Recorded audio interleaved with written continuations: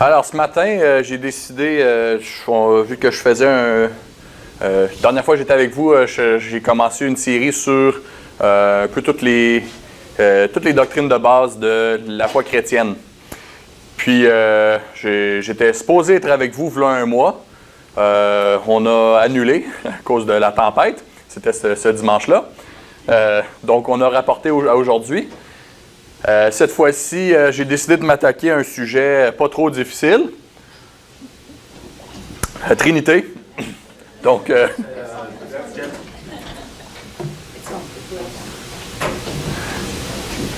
que ça fonctionne? Ah, ok, ça fonctionne. It works. C'est bon? Donc, c'est ça. J'ai décidé cette fois-ci de m'attaquer à la Trinité. Donc, je ne veux pas m'attaquer à la Trinité, mais je vais essayer de tenter d'expliquer la Trinité. Donc, pour faire ça, je pense qu'on a besoin de prier. Seigneur, je te remercie pour ce matin. Je te prie de donner la compréhension que tu veux nous donner.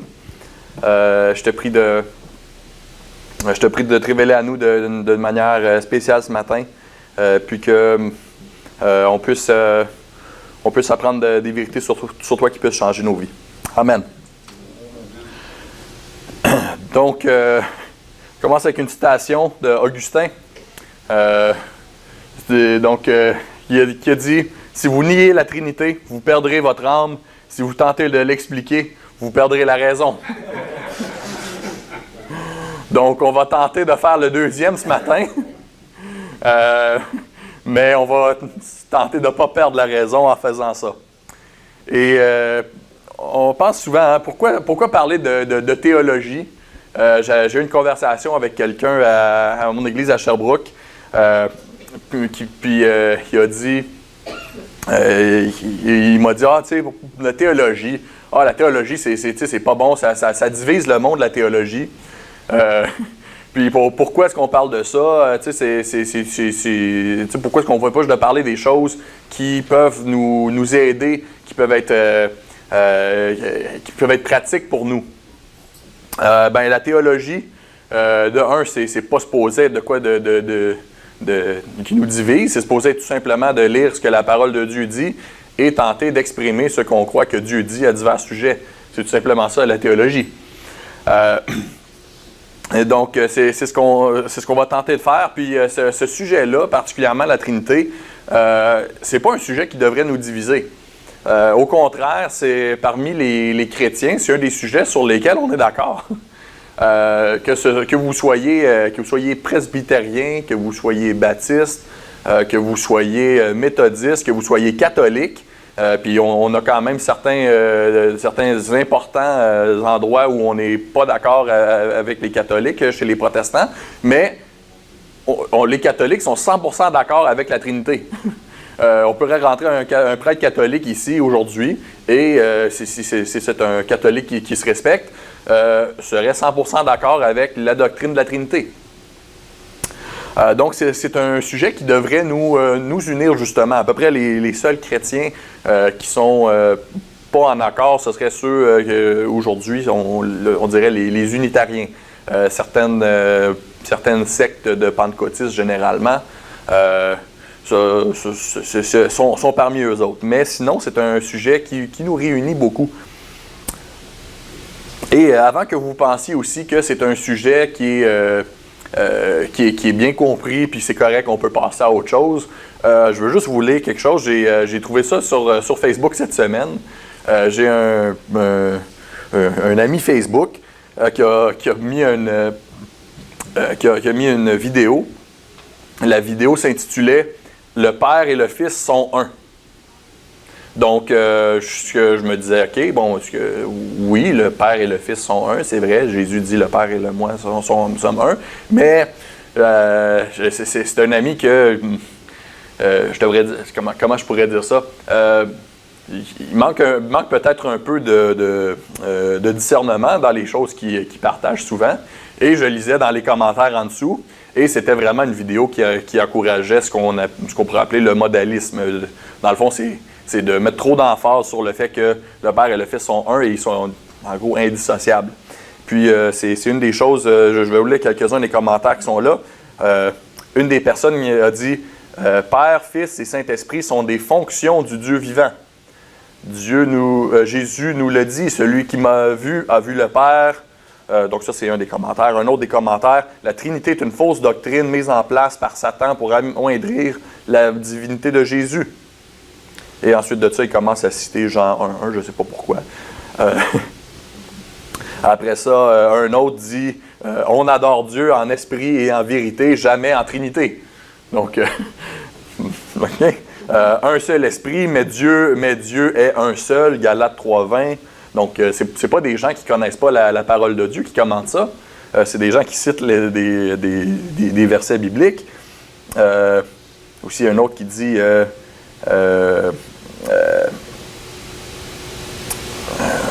mais voyez maintenant que moi-même, je suis, qu'il n'y a pas d'autre Dieu avec moi. Donc, encore une fois, il cite un verset ici dans Deutéronome.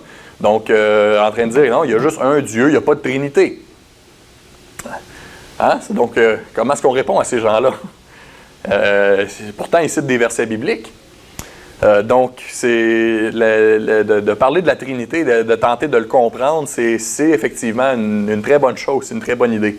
Et je veux commencer aussi en disant, cette citation-là d'Augustin, pourquoi il dit, si vous tentez de l'expliquer, vous perdrez la raison, c'est parce que, effectivement, si on tente de l'expliquer, c'est quelque chose qu'on ne peut pas expliquer, c'est quelque chose qu'on ne peut pas comprendre, ça ne rentre pas dans nos petits cerveaux qui sont limités, nos petits cerveaux d'êtres humains.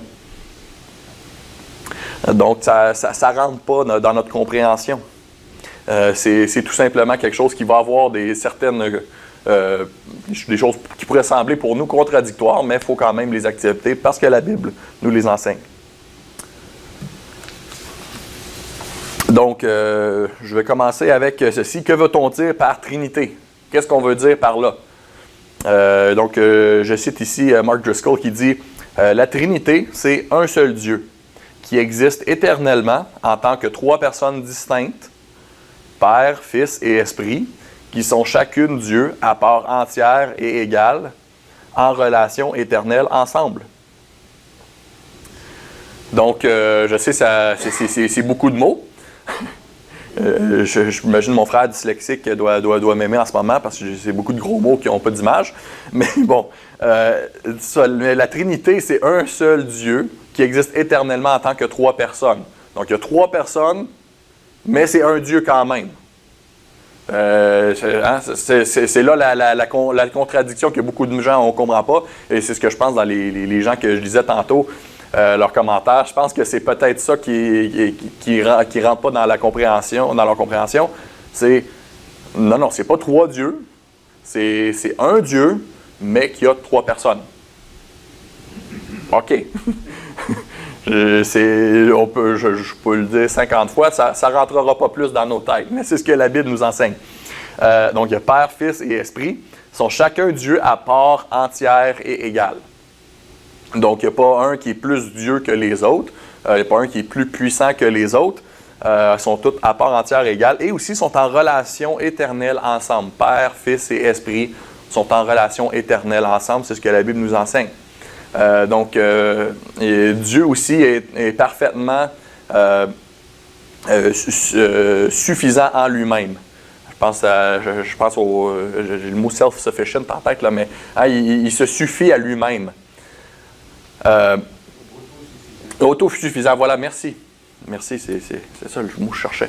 Autosuffisant. Donc, Dieu, en tant que trois personnes, il est autosuffisant. Certains d'entre vous, vous avez peut-être déjà entendu des gens dire Dieu il se sentait seul, il y avait de la solitude, puis à cause de ça, il a créé les êtres humains. Pas vrai. Dieu avait parfaitement une relation parfaite en lui-même avec amour, compréhension, communion en lui-même. Il n'avait pas besoin des êtres humains. Il était parfaitement autosuffisant.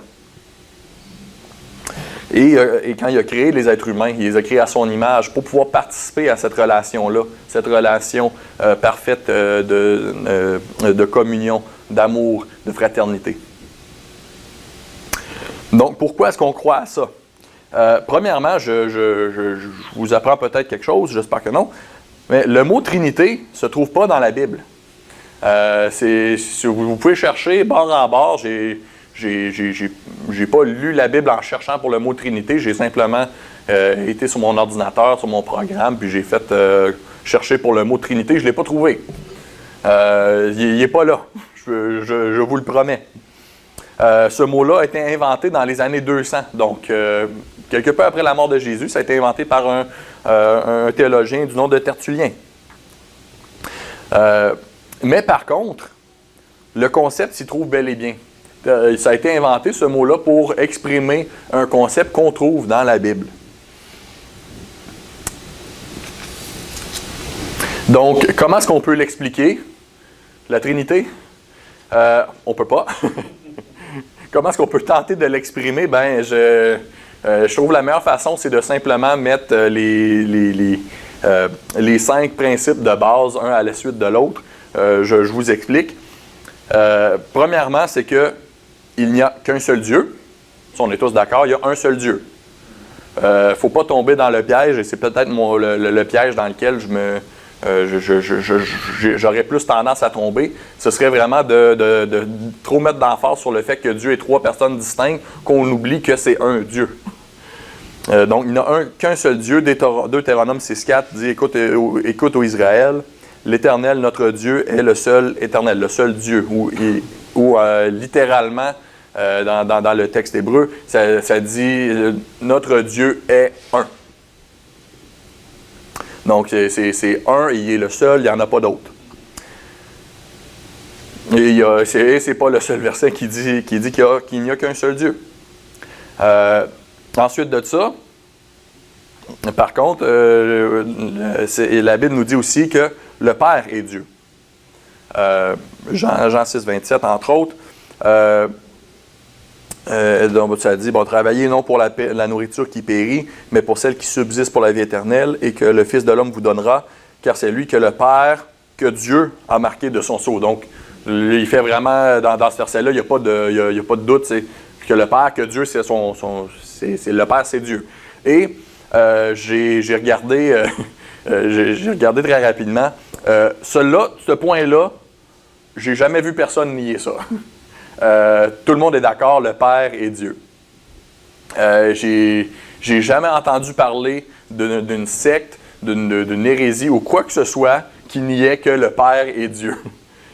Tout le monde est d'accord. Je ne sais pas, il va peut-être sortir une nouvelle secte la semaine prochaine qui va nier ça. Mais à ce que je sache, j'ai jamais entendu parler de quelqu'un qui disait que non, le Père n'est pas Dieu. Donc, celui-là, on est pas mal tous d'accord. Aussi, le Fils est Dieu. Donc, Jean 1, 1 à 4, au commencement était la parole était avec Dieu, et la parole était Dieu. Elle était au commencement avec Dieu. Toutes choses ont été faites par elle, et rien de ce qui n'a été fait sans elle. En elle était la vie, et la vie était la lumière des hommes. Et puis, plus tard, dans ces versets-là, on se rend compte que la parole dont il est question, c'est Jésus. La parole a été faite chair, donc devenue une personne, et cette personne-là, c'est Jésus. Et encore une fois, il y a d'autres versets qui nous montrent que le Fils, c'est Dieu. Donc, il n'y a qu'un seul Dieu, le Père est Dieu, le Fils est Dieu, et aussi le Saint-Esprit est Dieu. Actes 5, 3, 4, pas besoin de tourner là. Mais bon, en gros, ce verset-là nous dit que c'est Pierre qui parle, Pierre, et puis il dit que quelqu'un a menti à Dieu, et dans le verset, menti au Saint-Esprit plutôt, et dans le verset tout de suite après, il dit « tu as menti à Dieu ». Donc le Saint-Esprit et Dieu, c'est la même personne. Et ensuite de ça, les 3 personnes sont distinctes.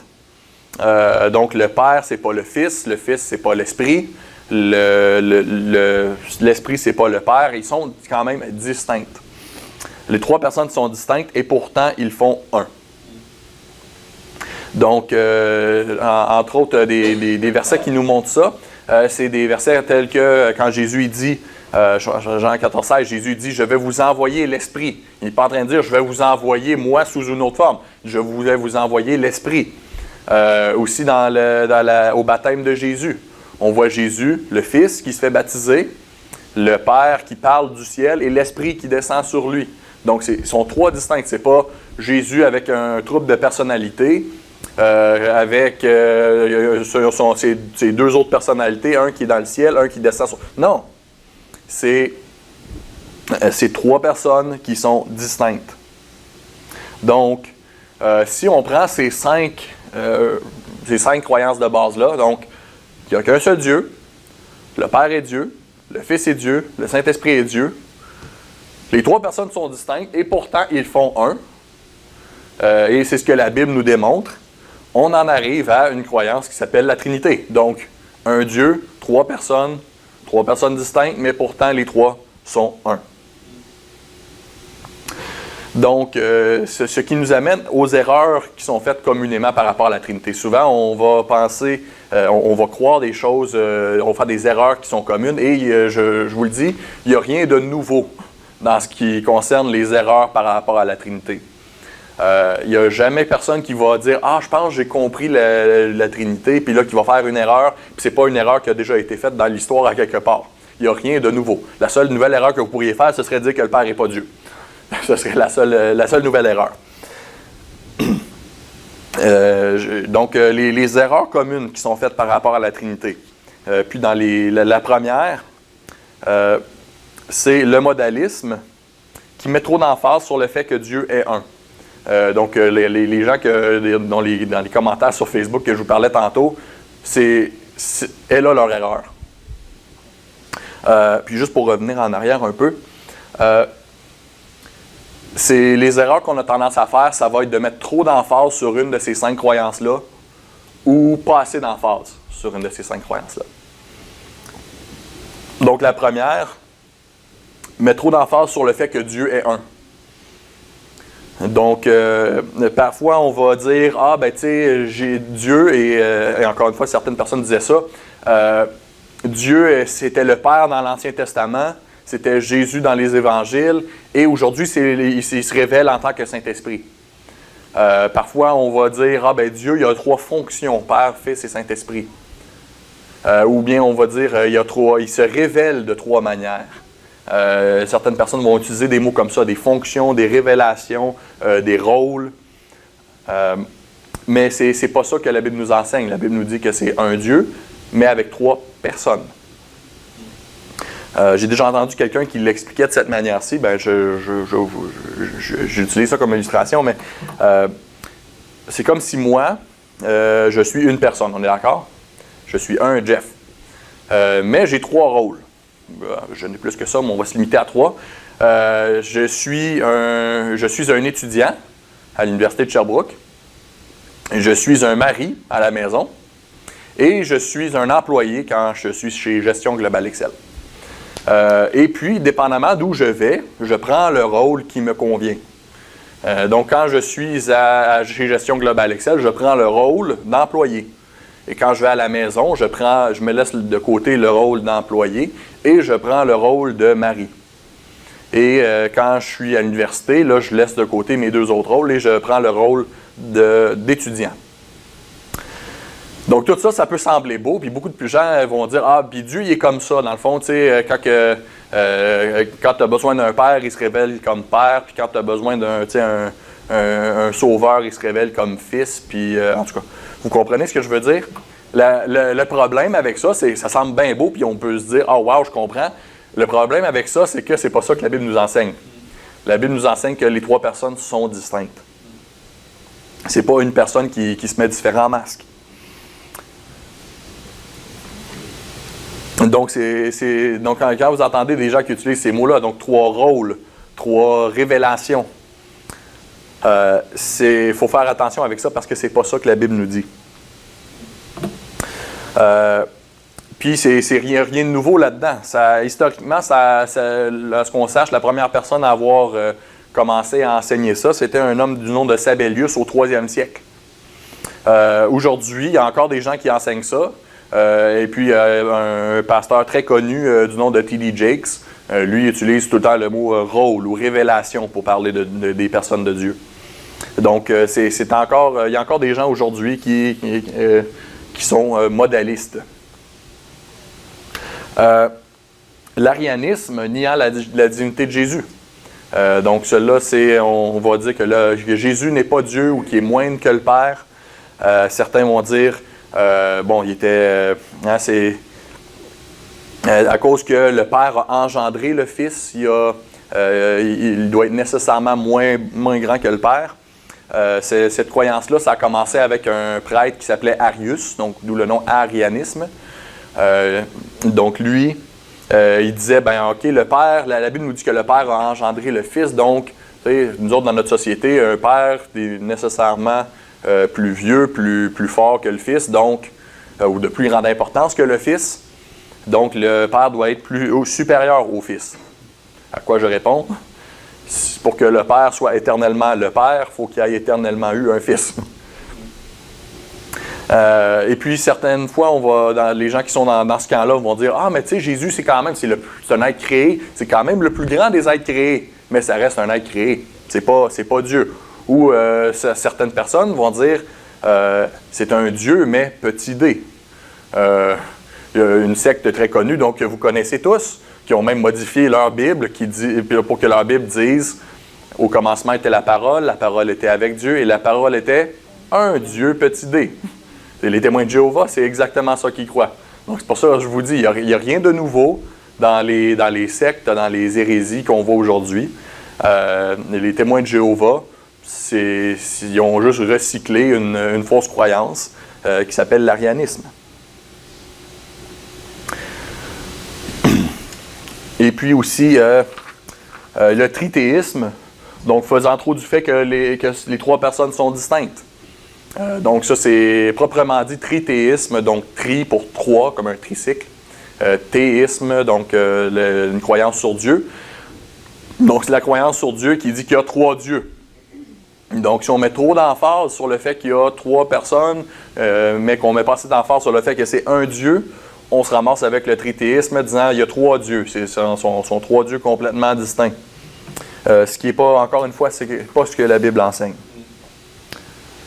Donc, bien important, quand on parle de Dieu, qu'on se rappelle tous ces aspects-là. Qu'on ne mette pas trop d'emphase sur un, qu'on n'enlève pas d'emphase sur un autre, qu'on se rappelle, il y a un seul Dieu, le Père est Dieu, le Fils est Dieu, le Saint-Esprit est Dieu. Les trois personnes sont distinctes et pourtant font un. Et puis, une façon qui est probablement une des meilleures façons de l'exprimer, c'est en regardant un couple marié. Hein? Moi et ma femme, on est deux personnes distinctes, et pourtant on fait un. Ou du moins Dieu nous appelle à faire un, et toujours plus faire un. C'est certainement pas une illustration parfaite, mais ça reste que c'est ce que Dieu nous appelle à faire, c'est à faire un. L'homme et la femme se feront une seule chair. Donc c'est une des choses que Dieu nous appelle à faire, c'est de faire un en tant que couple. Et justement d'exprimer comment que Dieu est trois personnes, mais un.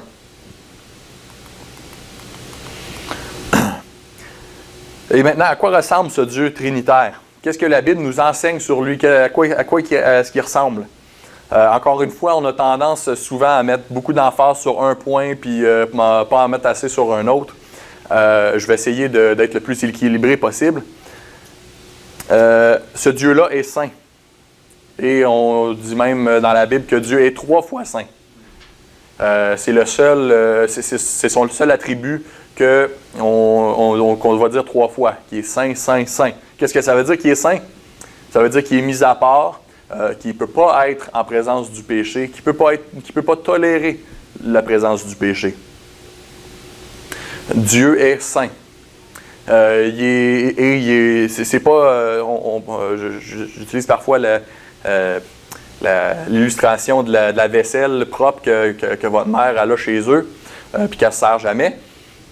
Cette vaisselle-là est sainte.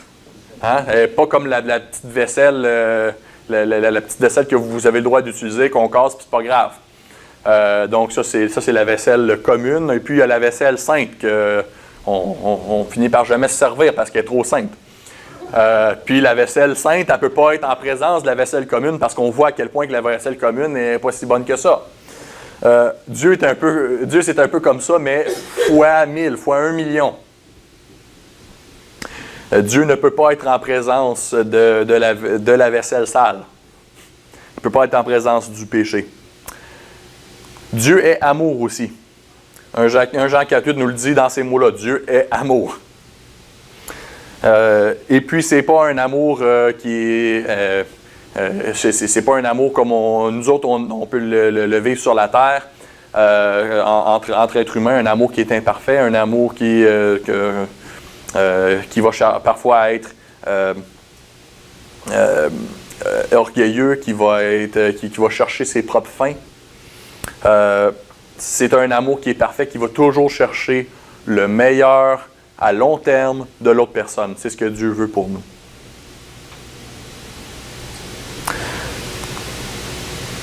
Il est patient et lent à la colère aussi. Psaume 103,8 nous dit exactement ça. Dieu est patient et lent à la colère.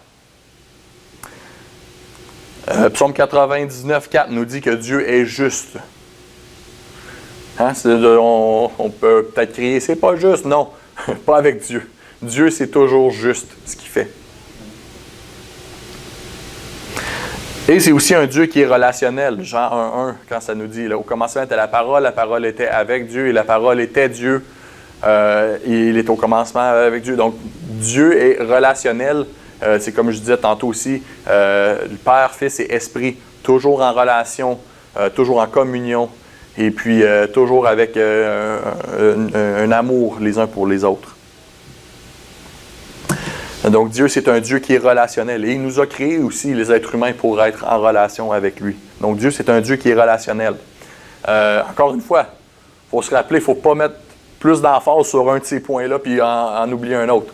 Hein, vous connaissez là, les gens là, qui parlent tout le temps de la justice, puis de la sainteté, puis de la colère de Dieu. Puis ils ne parlent jamais de son amour. Ils sont toujours le fun, ces gens-là. Hein? Puis après ça, de l'autre côté, vous avez aussi les gens qui sont dans l'autre extrême, qui parlent juste, tu sais, Dieu il est amour, hein? Puis, puis là, on ne parlera pas de péché, parce que Dieu est amour, Dieu nous aime. Hein? Puis, tu sais, Dieu ne nous laisserait jamais avoir les conséquences de nos péchés, hein? Parce que Dieu nous aime. Hein? Puis, c'est juste ça. All you need is love. Hein? Donc, non, Dieu est tout ça. Dieu il est plus que ça. Il ne faut pas oublier aucune de ces attributs-là. Et finalement, je termine avec ça. Quelles sont les applications pratiques de la Trinité? Donc là, c'est beau, j'ai beau cours magistral sur la Trinité, ce qu'on croit sur la Trinité. Comment est-ce qu'on applique ça dans nos vies à cette heure? Eh bien, premièrement, la Trinité, ça nous enseigne à être humble. Le fait que Dieu soit 3 personnes, mais un Dieu, c'est quelque chose qui ne rentre pas dans notre cerveau. C'est quelque chose qu'on ne comprend pas. Ça devrait nous enseigner à être humble. Ça devrait nous enseigner à réaliser qu'on n'a pas un cerveau qui est infini comme celui de Dieu. On devrait réaliser, on devrait venir devant Dieu et dire, OK, c'est beau Dieu. Je ne comprends pas ça, mais je vais l'accepter humblement parce que ta parole me l'enseigne. Réaliser qu'on n'a pas toutes les réponses. Ça nous enseigne à être humble. Ça nous enseigne à être aimant. Ça nous enseigne à être relationnel. Dieu, comme je vous disais, Dieu, c'est un Dieu qui avait éternellement de l'amour, une relation à l'intérieur de la Trinité. Donc, quand on apprend à connaître ce Dieu-là et on réalise qu'on est fait à son image, on doit aussi être aimant et relationnel avec les gens autour de nous. Donc, si je reviens à l'illustration de moi avec ma femme, ça m'enseigne que moi avec ma femme, il faut que je sois aimant, il faut que je sois relationnel. Faut qu'il y ait une communion qui est là. Et aussi avec tous les êtres humains, il faut qu'il y ait de l'amour. Il faut qu'il y ait des relations qui sont bâties. Dieu, c'est un Dieu qui est aimant, qui est relationnel, qui n'est pas isolé. Ça nous enseigne aussi à être unis. Dieu, 3 personnes, mais il est un. Il est uni. Il n'y a pas plus uni que Dieu. Nous, en tant qu'être humain, en tant qu'Église, on doit être unis ensemble. On ne devrait pas avoir de division entre nous. On devrait chercher à être unis parce que Dieu est uni. Ça nous enseigne à être soumis l'un à l'autre. C'est le livre d'Éphésiens nous dit « Soumettez-vous les uns aux autres ». Ce n'est pas juste les femmes qui doivent se soumettre à leur mari. La Bible nous dit « Soumettez-vous les uns aux autres ». De la même manière que le Fils a choisi, pas parce que le Père était plus fort que lui, il a choisi de se soumettre au Père, descendre sur la terre, mourir à la croix pour nos péchés. De la même manière que nous aussi, on doit être soumis les uns aux autres. On doit s'écouter les uns les autres, se rendre service les uns aux autres, et parfois même se sacrifier les uns pour les autres. Donc, c'est quelques-unes des applications pratiques de la Trinité. Plus on connaît Dieu et plus on se rend compte que Dieu, c'est un Dieu qui est relationnel, qui est uni, que c'est un Dieu dont les personnes sont soumises l'un à l'autre, cherchant pas à se faire valoir plus un que l'autre. On devrait réaliser que nous autres aussi, on devrait être comme ça. Aimant, relationnel, humble, uni. Cherchant pas à se faire valoir nous-mêmes, mais en étant soumis l'un à l'autre. On va terminer en priant.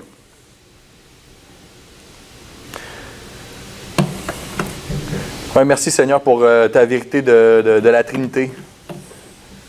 Je te prie de nous aider à apprendre à te connaître encore plus pour qu'on soit plus comme toi. Puis aide-nous à être humbles dans tout ça. Aide-nous à pas chercher à pas chercher trop à le comprendre. Aide-nous à ne pas perdre la raison en tentant de le comprendre. Mais aide-nous, Seigneur, à accepter tes vérités avec foi. Puis aide-nous, Seigneur, à changer puis à devenir plus comme toi. Amen. Donc, on va prendre une pause? Oui.